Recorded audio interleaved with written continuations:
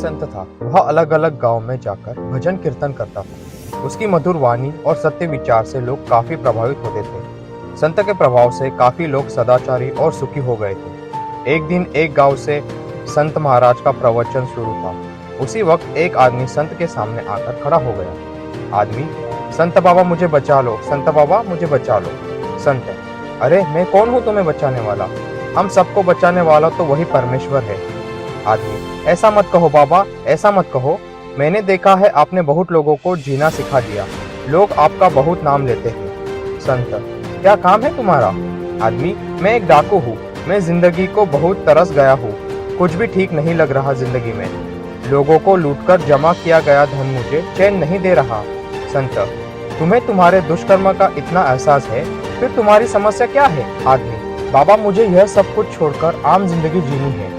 वह मैं कैसे जीऊं? आप मुझे बता दीजिए। संत, अरे वह तो बहुत आसान है। आदमी, कैसे? संत, तुम जो भी दुष्कर्म करते हो वह आज से नहीं करोगे, ऐसे मन में ठान लो। वह एक बार कर लिया तो तुम कोई भी दुष्कर्म नहीं करोगे। जो भी कुछ करोगे वह अच्छा ही होगा। आदमी, हाँ हाँ बाबा, आप जो बता रहे हैं वह सही है बाबा, मैं वैसा ही करूंगा बाबा। उसके बाद संत गांव गांव जाकर अपना प्रवचन देते थे। कुछ दिनों बाद वही डाकू संत के पास आया और कहने लगा, डाकू, संत बाबा कुछ भी फायदा नहीं हुआ बाबा। कितना भी मन में ठान लिया तो भी इन हाथों को चोरी करने की आदत है ना। मुझे चोरी करना छोड़ देना है, पर छुट्टी ही नहीं बाबा। आप मुझे कोई दूसरा उपाय बताइए जिससे कि मेरा जीवन बदल जाए। संत, अच्छा यह बात है क्या? फिर तुम एक काम करो, तुम्हारे हाथों को चोरी की आदत हो गई है, ऐसा कह रहे हो ना? डाकू, हाँ जी ऐसा ही हो रहा है।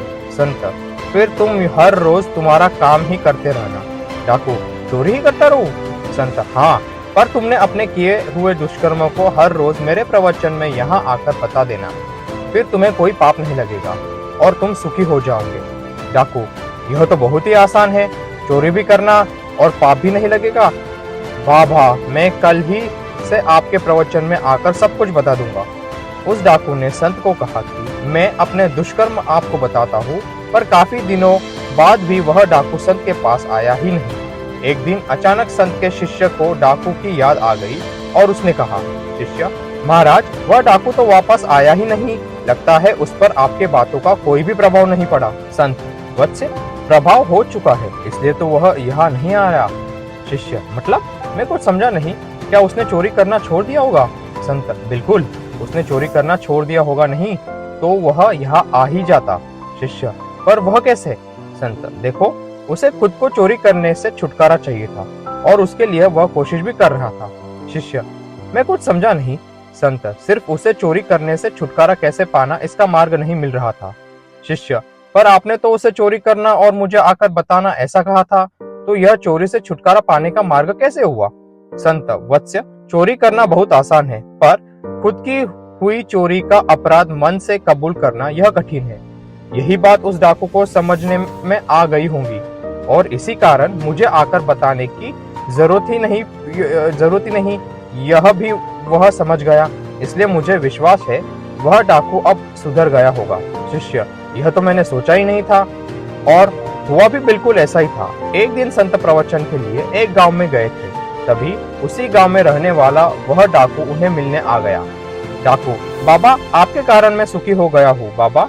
उस दिन से आज तक मैंने एक भी चोरी नहीं की। कुछ दिन खाली पेट रहा हूँ, लेकिन अब बहुत कष्ट उठा रहा हूँ और इसी कष्ट में ही बहुत बड़ा सुख है। देखिए, इसका मैं आज अनुभव ले रहा हूँ और यह सिर्फ आप ही के कारण हुआ है बाबा। ऐसे ही अमेजिंग स्टोरीज के लिए हमारे चैनल को सब्सक्राइब और वीडियोस को लाइक कीजिए, क्योंकि हमें आपके सपोर्ट की जरूरत है।